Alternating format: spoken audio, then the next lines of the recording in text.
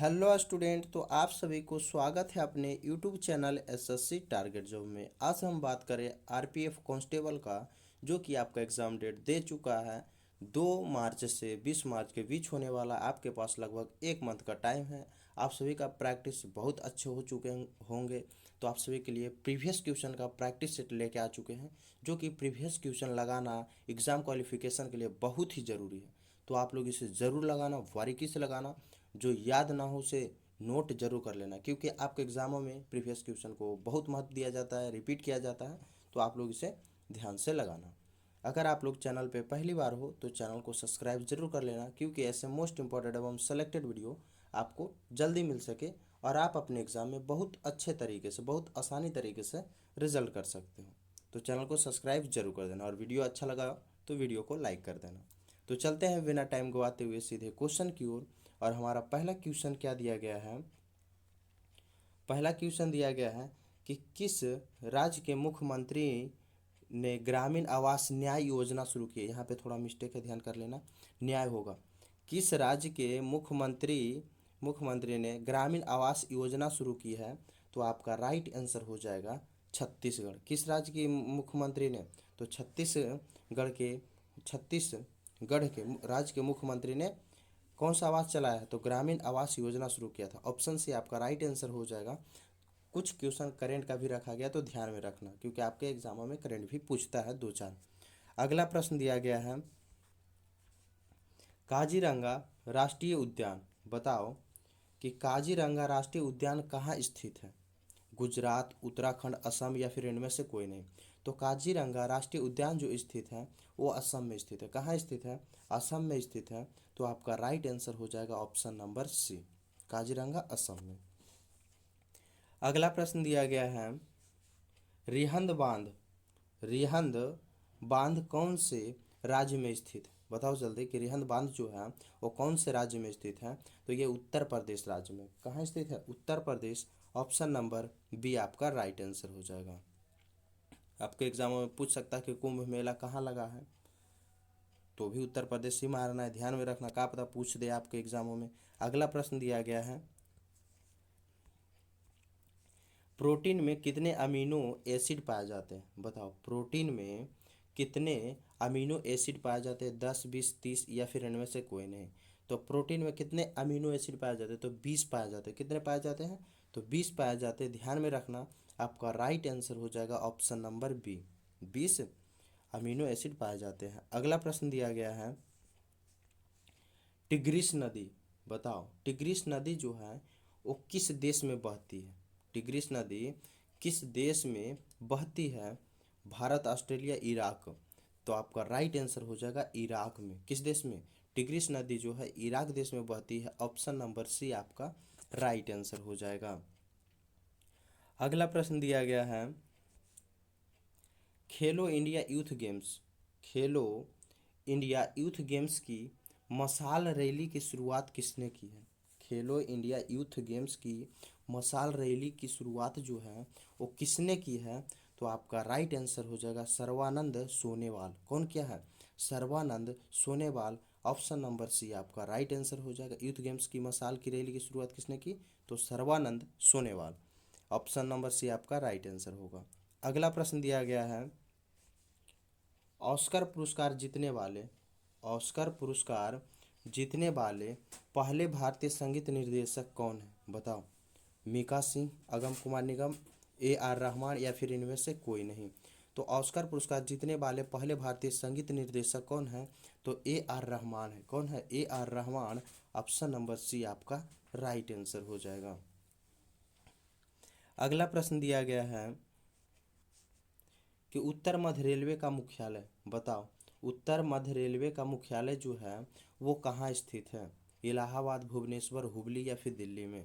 तो उत्तर मध्य रेलवे का मुख्यालय जो है वो कहाँ स्थित है? तो इलाहाबाद हो जाएगा। राइट आंसर क्या हो जाएगा? इलाहाबाद। ऑप्शन नंबर ए आपका राइट आंसर हो जाएगा। अगला प्रश्न दिया गया है, कोल डैम परियोजना, बताओ कोल डैम परियोजना किस नदी पर स्थित है? गंगा, सतलज, कावेरी या फिर ब्रह्मपुत्रा। तो कोल डैम परियोजना जो है वो किस नदी पे स्थित है? तो आपका राइट आंसर हो जाएगा सतलज नदी पे। किस नदी पे?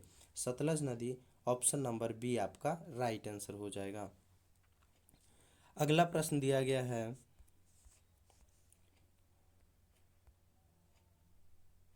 अगला प्रश्न दिया गया है कि पश्चिमी भारत में सांस्कृतिक पूर्ण जागरण का अग्रदूत किसे कहा जाता है? बताओ। पश्चिमी भारत में सांस्कृतिक पूर्ण जागरण का अग्रदूत किसे कहा जाता है? तो आपका राइट आंसर क्या हो जाएगा? एमजी रनाड़े को। किसे कहा जाता है? एमजी रनाड़े को कहा जाता है। ऑप्शन बी आपका राइट आंसर हो जाएगा। संस्कृति पूर्ण जागरण का अग्रदूत एमजी रनाड़े। अगला प्रश्न दिया गया है कि एनी बेसेंट भारतीय राष्ट्रीय कांग्रेस की अध्यक्षता कब बनी थी? बताओ। एनी बेसेंट जो है भारतीय राष्ट्रीय कांग्रेस के अध्यक्ष कब बनी थी? तो आपका राइट आंसर हो जाएगा 1917 में। कब बनी थी? 1917 में बनी थी। आपका राइट आंसर होगा ऑप्शन नंबर बी। अगला प्रश्न दिया गया है कि हाल ही में सीआरपीएफ का शौर्य दिवस कब मनाया गया? बताओ। हाल ही में सीआरपीएफ का शौर्य दिवस जो है वो कब मनाया गया था? तो आपका राइट आंसर क्या हो जाएगा? 9 अप्रैल को, 2024 9 अप्रैल को मनाया गया था। तो ध्यान में रखना, आपका राइट आंसर क्या हो जाएगा? ऑप्शन नंबर सी, हाल ही में सीआरपीएफ का शौर्य दिवस। अगला प्रश्न दिया गया है कि किस गवर्नर जनरल ने भारत की राजधानी कोलकाता से दिल्ली स्थानांतरित करने की घोषणा की थी? बताओ। कौन सा गवर्नर था जिन्होंने भारत की राजधानी कोलकाता से दिल्ली स्थानांतरित करने की घोषणा की थी? Lord Hardinge, Lord Macaulay, Lord Canning या फिर लॉर्ड माउंटबेटन? तो कौन था? आपका राइट आंसर क्या हो जाएगा? तो आपका राइट आंसर हो जाएगा लॉर्ड हार्डिंग था। क्या था? Lord Hardinge. द्वितीय ऑप्शन नंबर ए आपका राइट आंसर हो जाएगा। अगला प्रश्न दिया गया है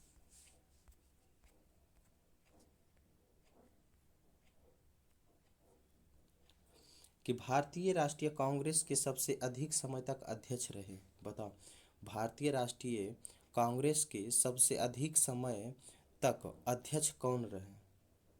महात्मा गांधी, राजेंद्र प्रसाद, सी राजगोपालाचारी या फिर अबुल कलाम आज़ाद? तो कौन रहे हैं सबसे अधिक समय तक अध्यक्ष तो कांग्रेस के? तो आपका राइट आंसर हो जाएगा, क्या हो जाएगा? Abul Kalam Azad. Option number D आपका राइट आंसर हो जाएगा। अगला प्रश्न दिया गया है कि इंडियन लिबरल फेडरेशन की स्थापना किसने की थी? इंडियन लिबरल फेडरेशन की स्थापना जो है वो किसने की थी? तो आपका राइट आंसर हो जाएगा एस एन बनर्जी। कौन किए थे? एस एन बनर्जी किए थे। और ये डेट भी पूछता है कि कब किए थे। ध्यान में रखना, कौन किए थे? तो एस एन बनर्जी किए थे। और कब किए थे? तो ये भी पूछता है तो 1919 में किए थे। कब किए थे? 1919 में। ये भी डेट याद रखना क्योंकि ये भी पूछता है। राइट आंसर ऑप्शन सी हो जाएगा। अगला प्रश्न दिया गया है अफ्रीका देश का सबसे ऊंचा पर्वत माउंट किलिमंजारो किस देश में स्थित है? अफ्रीका प्रदेश का सबसे ऊंचा पर्वत माउंट किलिमंजारो किस देश में स्थित है? तंजानिया, भारत, नेपाल या फिर मिस्र में? तो अफ्रीका प्रदेश का सबसे ऊंचा पर्वत माउंट किलिमंजारो जो है वो कहाँ स्थित है? तो आपका राइट आंसर हो जाएगा तंजानिया में। कहाँ स्थित है? तंजानिया। आपका राइट आंसर ऑप्शन नंबर ए होगा। अगला प्रश्न दिया गया है मुक्तेश्वर मुक्तेश्वर किस भारतीय राज्य में स्थित है? बताओ। मुक्तेश्वर किस भारतीय राज्य में स्थित है? तमिलनाडु, हिमाचल प्रदेश, झारखंड या फिर उत्तराखंड? तो आपका राइट आंसर हो जाएगा मुक्तेश्वर जो है वो उत्तराखंड में स्थित है। कहाँ स्थित है? उत्तराखंड में। ऑप्शन नंबर डी आपका राइट आंसर हो जाएगा। अगला प्रश्न दिया गया है कटक किस नदी के किनारे स्थित है? बताओ।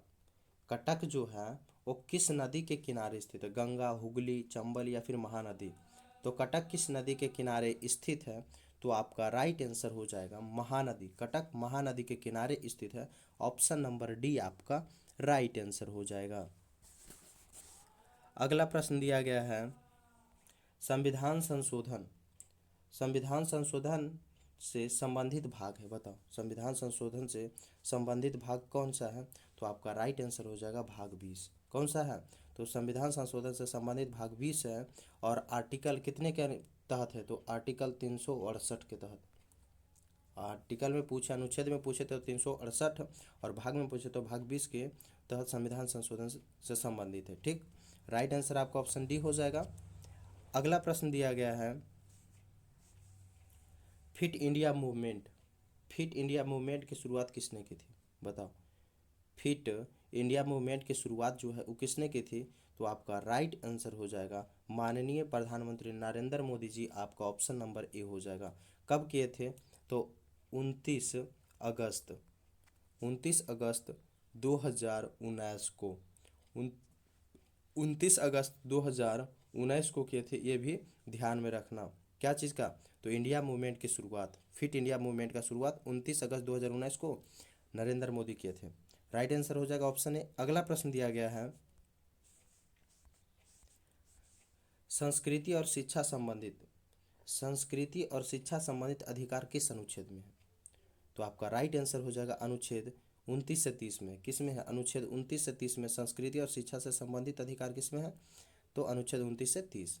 Right answer option number D हो जाएगा। अगला प्रश्न दिया गया है कि नीति निर्देशक सिद्धांत, नीति निर्देशक सिद्धांत संविधान के किस भाग में है? नीति निर्देशक सिद्धांत जो है वो संविधान के किस भाग में है? तो भाग 4 में। किस में है? भाग 4, ऑप्शन नंबर डी आपका राइट आंसर हो जाएगा। अगला प्रश्न दिया गया है, भाग 1 में क्या है बताओ? तो राज प्लस यूटी है, ध्यान में रखना। क्या हो जाएगा? राज प्लस यूटी। और भाग 2 में क्या संबंधित? तो नागरिकता से संबंधित है। किससे है?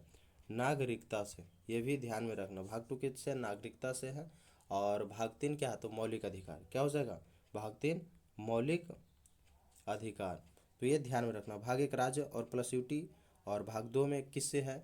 तो नागरिकता से है। और भाग 3 में मौलिक अधिकार से। और भाग 4 में क्या हो जाएगा?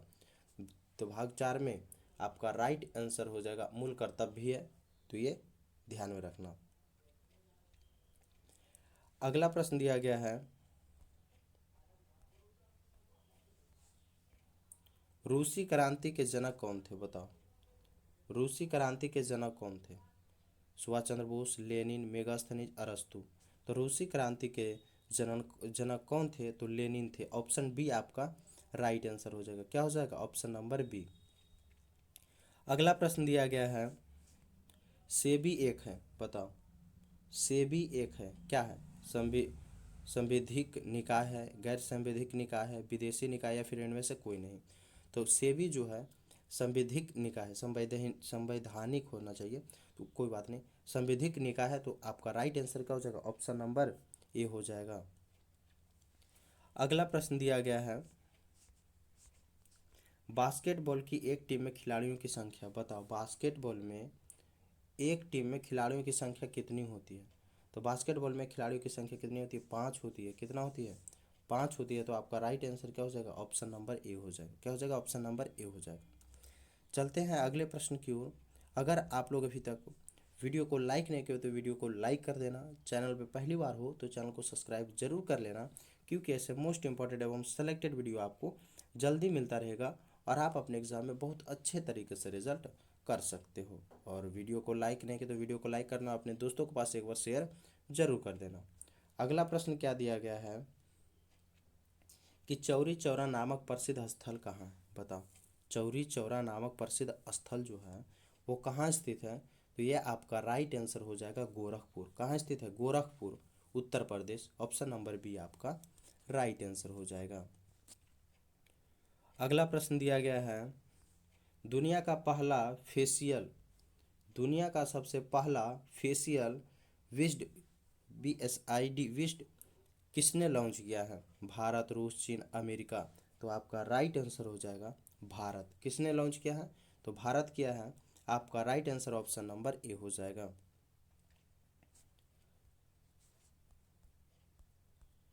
अगला प्रश्न दिया गया है, इबादत खाने, इबादत खाने में सभी धर्म के लोगों के प्रवेश की अनुमति किसने दी? बताओ।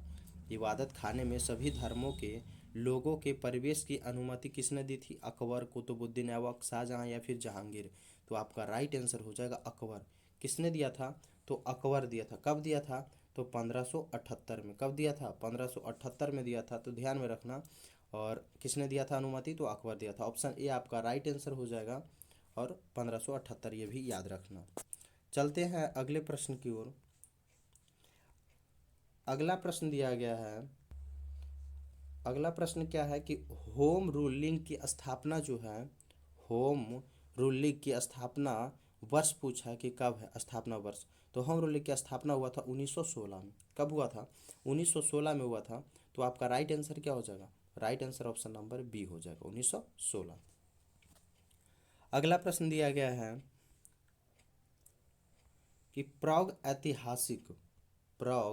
ऐतिहासिक काल के उपकरण एवं हथियार किसके बनाए जाते हैं? बताओ। प्रौग ऐतिहासिक काल के उपकरण व एवं हथियार किसके बनाए जाते थे?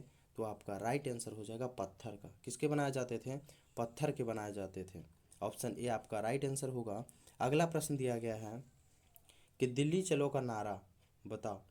दिल्ली चलो का नारा जो है वो किसने दिया था? सुभाष चंद्र बोस, महात्मा गांधी, जवाहरलाल नेहरू या फिर इनमें से कोई नहीं? तो दिल्ली चलो का नारा जो दिए थे वो सुभाष चंद्र बोस दिए थे। कौन दिए थे? सुभाष चंद्र बोस। तो आपका राइट आंसर क्या हो जाएगा? ऑप्शन नंबर ए हो जाएगा। अगला प्रश्न दिया गया है कि हड़प्पावासी, बताओ, हड़प्पावासी किस वस्तु के उत्पादन में सर्वप्रथम थे? हड़प्पावासी किस वस्तु के उत्पादन में सर्वप्रथम रहे थे? लोहा, तांबा, जो या फिर कपास के लिए? तो वो कपास के उत्पादन में सर्वप्रथम रहे थे। तो आपका राइट आंसर हो जाएगा ऑप्शन नंबर डी। क्या चीज़ के? कपास के।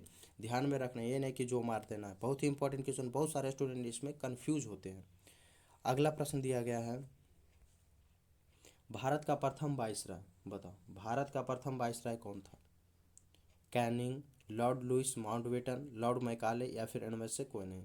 तो भारत का प्रथम वायसराय कौन था? तो आपका राइट आंसर हो जाएगा लॉर्ड कैनिंग। कौन था? लॉर्ड कैनिंग था। ऑप्शन नंबर ए आपका राइट आंसर होगा। अगला प्रश्न दिया गया है, महात्मा गांधी किसकी